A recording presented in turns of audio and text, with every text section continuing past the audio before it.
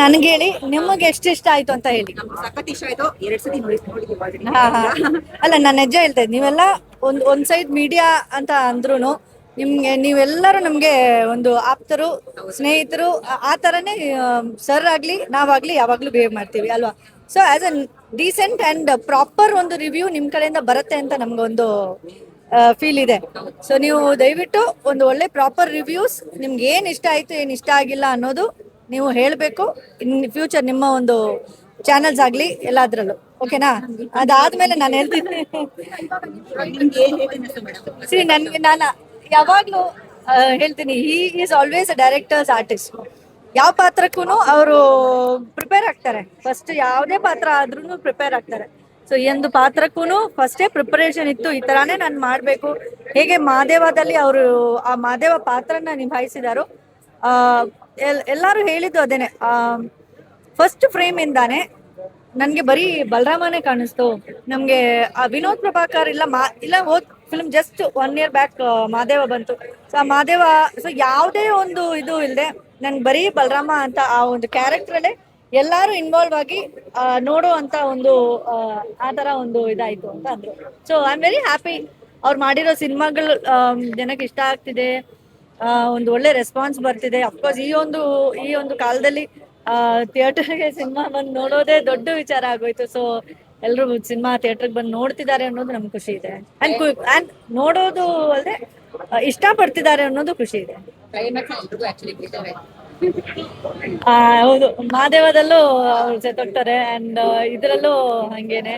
So character ಹಂಗೆ ಇತ್ತು. ಅಂದ್ರೆ ಈ ಒಂದು ಅಂಡರ್ ವರ್ಲ್ಡ್ ಅಲ್ಲಿ ಎಂಟ್ರಿ ಆದ್ರೆ ಯಾವ ತರ ಒಂದು ನಿಮ್ಗೆ ಒಂದು ಎಂಡಿಂಗ್ ಇರುತ್ತೆ ಅನ್ನೋದೇ ಆಕ್ಚುಲಿ ಒಂದು ಮಾರಲ್ ಆಫ್ ದ ಸ್ಟೋರಿ ಅನ್ನೋದು ಹೇಳ್ಬಹುದು.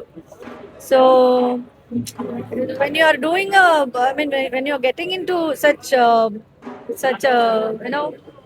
harsh world, ಅದರಲ್ಲಿ ನೀವು ಈ ತರ ಒಂದು ಅಂಡರ್ ವರ್ಲ್ಡ್ ಅಂತ ಹೋಗ್ಬಿಟ್ರೆ ನಿಮ್ಗಿದೆ ಅಂತ ಒಂದು ಎಂಡ್ ನೀವು ಆಲ್ರೆಡಿ ನಿರೀಕ್ಷೆ ಮಾಡ್ಕೊಂಡು ಎಂಟ್ರಿ ಆಗ್ಬೇಕು ಅನ್ನೋದು ಎಲ್ರದು ಆ ತರ ಒಂದು ಮಾರಲ್ ತರ ಕೊಟ್ಟಿದ್ದಾರೆ.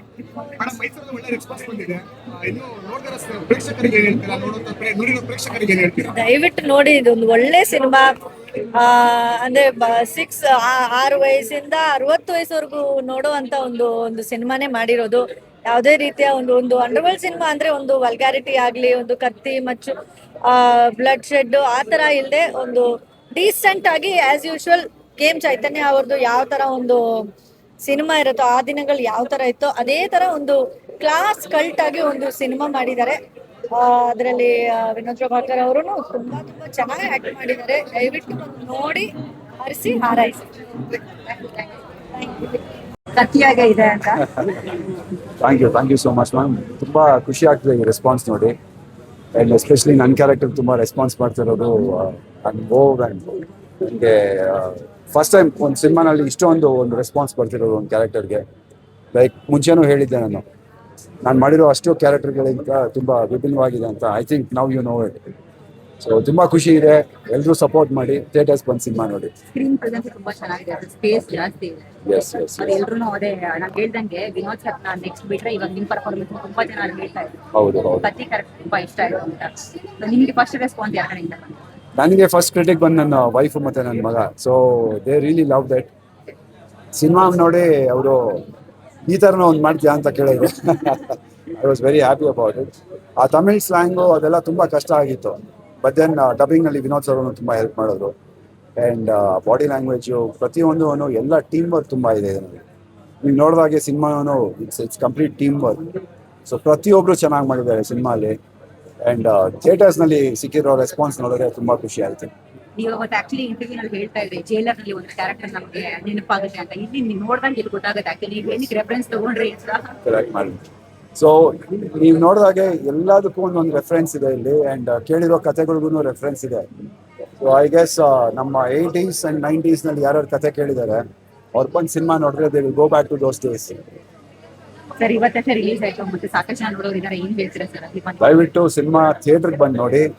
ಆ 80s ನೀವು ನೋಡಿದಾಗೆ ಆ sound effect, music Santosh Narayan ಅವ್ರದ್ದು ತುಂಬ ಚೆನ್ನಾಗಿ ಮೂಡಿ ಬಂದಿದೆ. ಕ್ಯಾರೆಕ್ಟರ್ಸ್ ಎಲ್ಲರೂ ತುಂಬ ಚೆನ್ನಾಗಿ ಮಾಡಿದ್ದಾರೆ. ಸಿನಿಮಾ ಅಂತೂ ಲಾಸ್ಟ್ ಬಿಟ್ನಲ್ಲಿ ತುಂಬ ಎಮೋಷ್ನಲ್ ಆಗಿ ತೊಗೊಂಡೋಗುತ್ತೆ. So I think it is going to go ahead.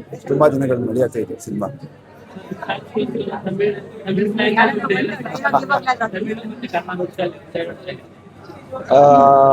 ಏನು ಹೇಳಿ,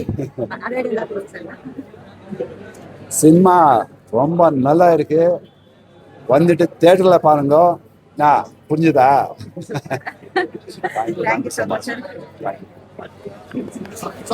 ಬಟ್ ಎಮೋಷನಲ್ ಸ್ಟೋರಿ ತುಂಬಾ ಇದೆ. ಆಕ್ಚುಲಿ ಜನರಲ್ ಅದನ್ನೇ ಹೇಳ್ತಾ ಇದ್ದಾರೆ, ಎಮೋಷನಲ್ ತುಂಬಾ ಪ್ರಾಮಿನೆನ್ಸ್ ಕೊಟ್ಟಿದ್ದಾರೆ. ಆ ಕೊನೆಯ ಪಾರ್ಟ್ ಅಂತೂ, ಕ್ಲೈಮ್ಯಾಕ್ಸ್ ಅಂತೂ ತುಂಬಾ ಜನ ಇಷ್ಟ ಆಗ್ಬಿಡ್ತಾ ಇದ್ದಾರೆ. ಅಂಡರ್ ವರ್ಲ್ಡ್ ಹೋಗೋರು ಅಥವಾ ಗ್ಯಾಂಗ್ಸ್ಟರ್ಗಳಾಗೋರು ಬಹಳ ಎಮೋಷನಲ್ ಆಗಿರ್ತಾರೆ. ಅದರಿಂದಾನೇ ಅವರು ಗ್ಯಾಂಗ್ಸ್ಟರ್ಗಳಾಗೋರು. ಅವರು ಬಹಳ ಉದ್ವೇಗ ಜಾಸ್ತಿ, ಉದ್ರೇಕಕ್ಕೆ ಒಳಗಾಗ್ತಾರೆ. ಆದ್ರೆ ಅಷ್ಟೇ ಒಂದು ರೀತಿಯ ಪ್ರೀತಿ ಅವರಲ್ಲಿ ಎಲ್ಲವೂ ಜಾಸ್ತಿ ಇರುತ್ತೆ. ಪ್ರೀತಿ, ಒಲವು, ಲಾಯಲ್ಟಿ, ಬಿಟ್ರೇಯಲ್ ಎಲ್ಲವೂ ಜಾಸ್ತಿ ಇರುತ್ತೆ. ಅದರಿಂದಾನೇ ಅದು ಅವರು ಅಂಡರ್ ವರ್ಲ್ಡ್ ಹೋಗೋದು. ಆದ್ರಿಂದ ಒಂದು ಅಂಡರ್ ವರ್ಲ್ಡ್ ಸಿನಿಮಾ ಮಾಡುವಾಗ ಅದನ್ನ ಆದಷ್ಟು ಹ್ಯೂಮನ್ ಆಗಿ ಸಿಂಪತಿಯಿಂದ ನೋಡೋಕೆ ನಾನು ಇಷ್ಟಪಡ್ತೀನಿ. ಒಂದು ರೌಡಿ ಅಂದ್ರೆ ಬಹಳ ಒಬ್ಬ ಕೆಟ್ಟವನು ಆ ಥರ ನೋಡೋಕೆ ಇಷ್ಟಪಡಲ್ಲ. ಅವರಲ್ಲಿ ಎಲ್ಲಾ ರೀತಿಯ ಶೇಡ್ಗಳಿರುತ್ತೆ. ಆಮೇಲೆ ಒಬ್ಬ ಅಂಡರ್ ವರ್ಲ್ಡ್ ಅಲ್ಲಿ ಇರೋದಕ್ಕೆ ಬರೀ ಆ ವ್ಯಕ್ತಿ ಕಾರಣ ಆಗಿರಲ್ಲ, ಆ ಸುತ್ತಲ ಪೊಲಿಟಿಷಿಯನ್ಸ್, ಬಿಸ್ನೆಸ್ ಮೆನ್ ಎಲ್ಲರೂ ಕಾರಣ ಆಗಿರ್ತಾರೆ. ಅದೆಲ್ಲವೂ ಈ ಸಿನಿಮಾದಲ್ಲಿ ಸೆರೆ ಹಿಡಿಯೋದಕ್ಕೆ ನಾನು ಪ್ರಯತ್ನ ಪಡ್ತೀನಿ. ಸರ್, ಮುಂದಿನ ದಿನಗಳಲ್ಲಿ ಬಲರಾಮ ಯಾವ ಕಡೆ ಹೋಗುವಂತ ಚಾನ್ಸಸ್ ಇದೆ? ಡಿಸ್ಟ್ರಿಕ್ಟ್ ವೈಸ್ ಹೌದು, ನಾವು ನಮ್ಮ ವಿನೋದ್ ಅವ್ರು ಈಗ ತಾನೇ ಅವರು ಅನಾರೋಗ್ಯದಿಂದ ಚೇತರಿಸ್ಕೊಳ್ತಿದ್ದಾರೆ. ಇವತ್ತು ಬಂದಿದ್ದಾರೆ, ನಮ್ಮೆಲ್ರಿಗೂ ಖುಷಿಯಾಗಿದೆ. ಸೊ ಇನ್ನೊಂದ್ ಸ್ವಲ್ಪ ಚೇತರಿಸ್ಕೊಂಡಿದ್ ಕೂಡಲೇ ನಾವು ಎಲ್ಲ ಇಡೀ ಕರ್ನಾಟಕದ ರಾಜ್ಯಾದ್ಯಂತ ಹೋಗ್ಬೇಕು ನಮ್ಮ ತಂಡದ ಜೊತೆ ಅಂತ ಅನ್ಕೊಂಡಿದ್ವಿ. ನೋಡುವಂತ ಅಭಿಮಾನಿಗಳಿಗೆ ಏನೇನು ಅನ್ಸುತ್ತೆ? ಕನ್ನಡ ಸಿನಿಮಾ ರಂಗ ಒಂದು ಬಿಕ್ಕಟ್ಟಿನಲ್ಲಿದೆ ಈಗ. ಚಿತ್ರರಂಗಕ್ಕೆ ಜನ ಬರ್ತಿಲ್ಲ. ಈ ಸಿನಿಮಾನ ನಾವು ತುಂಬಾ ಪ್ರೀತಿಯಿಂದ, ಶ್ರದ್ಧೆಯಿಂದ, ಗೌರವದಿಂದ ನಮ್ಮ ಕನ್ನಡ ಪ್ರೇಕ್ಷಕರಿಗೋಸ್ಕರ ಮಾಡ್ತೀವಿ. ದಯವಿಟ್ಟು ಎಲ್ಲರೂ ಚಿತ್ರಮಂದಿರಕ್ಕೆ ಬನ್ನಿ. ಯಾಕೆಂದ್ರೆ ಇದು ದೊಡ್ಡ ತೆರೆ ಮೇಲೆ ನೋಡೋಂತ ಸಿನಿಮಾ. ಇದು ಸಣ್ಣ ತೆರೆಯಲ್ಲಿ ನೋಡಕ್ ಆಗೋದೇ ಇಲ್ಲ. ಇದು ದೊಡ್ಡ ತೆರೆಯಲ್ಲಿ ನೋಡಿದ್ರೆ ಮಾತ್ರ ಇದರ ನಿಜವಾದ ಮೆರುಗು ನಿಮ್ಗೆ ಸಿಗುತ್ತೆ. ಸೊ ಎಲ್ಲರೂ ಕೈ ಮುಗಿದು ಕೇಳ್ಕೊಳ್ತೀನಿ, ದಯವಿಟ್ಟು ಚಿತ್ರಮಂದಿರಗಳಿಗೆ ಬನ್ನಿ, ನಮ್ಮ ಈ ಬಲರಾಮನ ದಿನಗಳು ಸಿನಿಮಾ ನೋಡಿ. ಅದರ ಒಂದು ವಿಶೇಷ ತೋರಿಸ್ತಾ ಇರೋದು ಸ್ಕ್ರೀನ್ ಪ್ಲೇ ಅದ್ಭುತ ಮೂಡ್ ಬಂದಿದೆ. ಇದ್ರ ಬಗ್ಗೆ ಹೇಳಿದ್ರೆ ಸರ್, ಒಂದು 80-90ರ ದಶಕದ ಸಿನಿಮಾ ಮಾಡಬೇಕು ಅಂದ್ರೆ ಮಹತ್ವಾಕಾಂಕ್ಷೆ ಮಾತ್ರ ಸಾಲದು, ಸಿಕ್ಕಾಪಟ್ಟೆ ಬಂಡವಾಳ ಬೇಕಾಗುತ್ತೆ. ನಮ್ಮ ಪದ್ಮಾವತಿ ಫಿಲ್ಮ್ಸಿನ ಪದ್ಮಾವತಿ ಮೇಡಮ್ ಹಾಗೂ ಶ್ರೇಯಸ್ ಅವರು ಆ ರೀತಿಯ ಒಂದು ಧೈರ್ಯವನ್ನ ತೋರಿಸಿದ್ರು. ಮುಂದೆ ಈ ತರ ಒಂದು ಸಿನಿಮಾ ಮಾಡಬೇಕು ಅಂತ ಮುಂದಕ್ಕೆ ಬಂದ್ರು. ಈ ಸಿನಿಮಾ ಹೀಗೆ ಮೂಡ್ ಬರೋದಕ್ಕೆ ಕಾರಣ ನಿರ್ಮಾಪಕರ ಜೊತೆ ಕ್ರಿಯೇಟಿವ್ ಆಗಿ ನೋಡಬೇಕು ಅಂತಂದ್ರೆ ಈ ಸಿನಿಮಾದ ಆರ್ಟ್ ಡೈರೆಕ್ಟರ್ ವಿಶ್ವಾಸ್ ಕಶ್ಯಪ್ ಅವರು ಪ್ರತಿಯೊಂದು ಸೆಟ್ನು, ಪ್ರತಿಯೊಂದು ಲೊಕೇಶನ್, ಪ್ರಾಪರ್ಟಿ ಇರ್ಬೋದು, ಎಲ್ಲ ಡೀಟೇಲಿಂಗ್ ತುಂಬಾ ಚೆನ್ನಾಗಿ ಮಾಡಿದ್ದಾರೆ. ಇವತ್ತು ಭಾರತದಲ್ಲೇ one of the best art directors ಅವರು.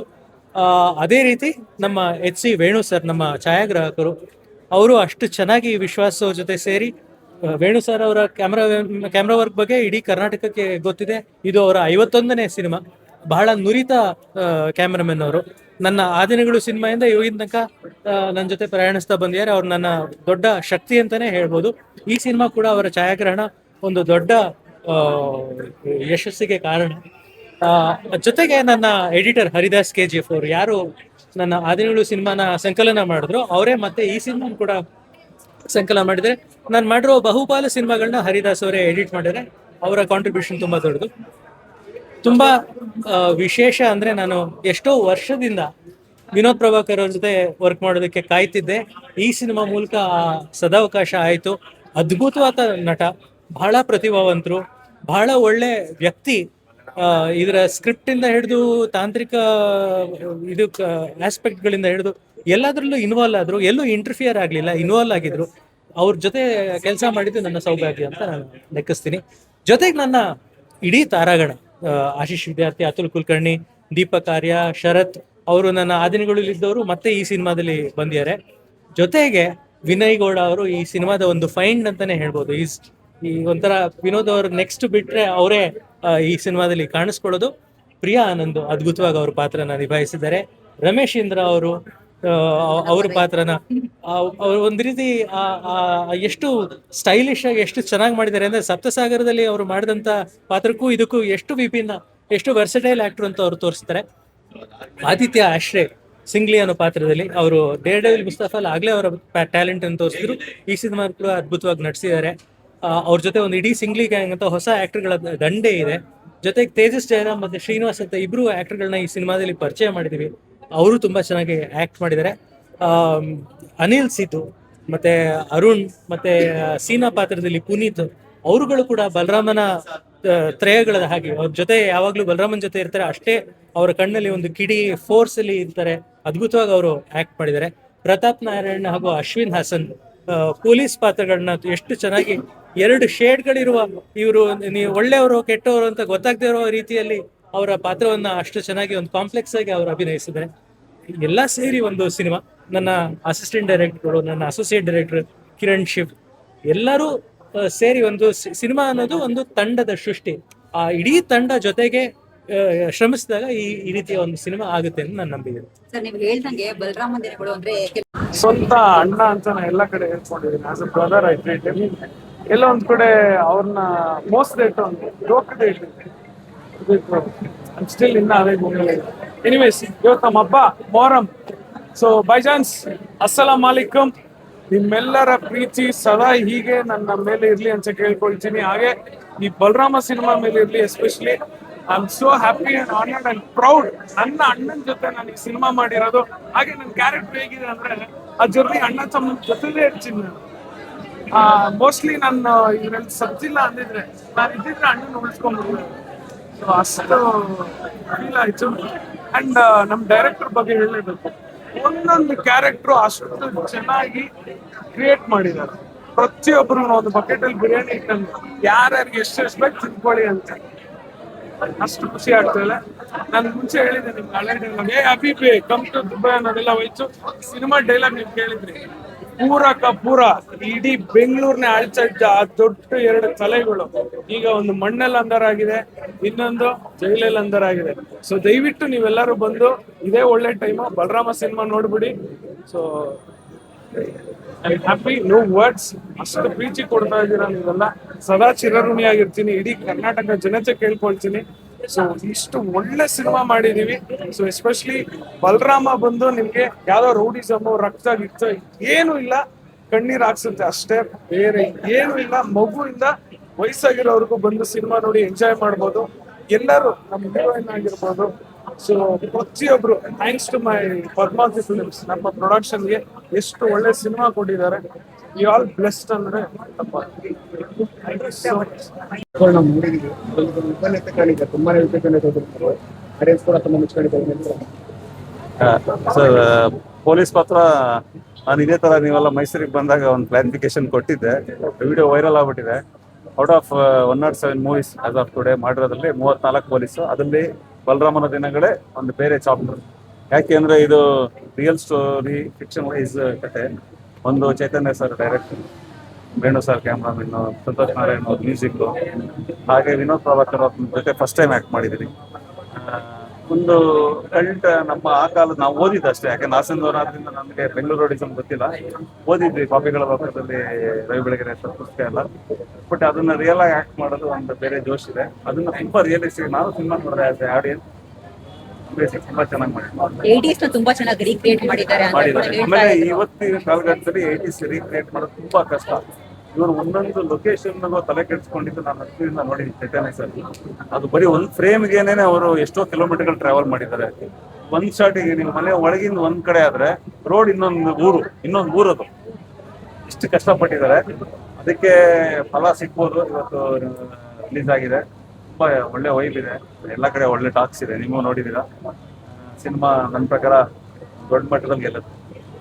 ಮೈಸೂರು ಕಡೆ ಒಳ್ಳೆ ರೆಸ್ಪಾನ್ಸ್ ಬಂದಿದೆ, ಎಲ್ಲ ಕಡೆ ಚೆನ್ನಾಗಿ ಬರುತ್ತೆ ಸರ್. ಎಲ್ಲ ಕಡೆ ಬಂದಿದೆ. ಇದು ಎಸ್ಪೆಷಲಿ ಇದು ಯಾವ ತರ ಸಿನಿಮಾ ಅಂದ್ರೆ, ನಾವು ಚಿಕ್ಕ ವಯಸ್ಸಲ್ಲಿ ಈ ಅಣ್ಣವ್ರದ್ದು, ವಿಠಲ್ ಸರ್ದು ಈ ಎಲ್ಲ ಫ್ಯಾಮಿಲಿ ಎಲ್ಲ ಕುತ್ಕೊಂಡು ನೋಡ್ತಿದ್ವಲ್ಲ. ಎಮೋಷನ್ ಇತ್ತು, ಫೈಟ್ ಇರ್ತಿತ್ತು, ಡ್ಯಾನ್ಸ್ ಇರ್ತಿತ್ತು, ಹಾಡು ಇರ್ತಿತ್ತು. ಆ ತರ ಒಂದು ಸಿನಿಮಾ ಇದು. ರೌಡಿಸಮ್ ಸಿನಿಮಾ ಆದ್ರೂ ಚೈತನ್ಯ ಸರ್ ಟಚ್ ಬೇರೆ ಇದೆ.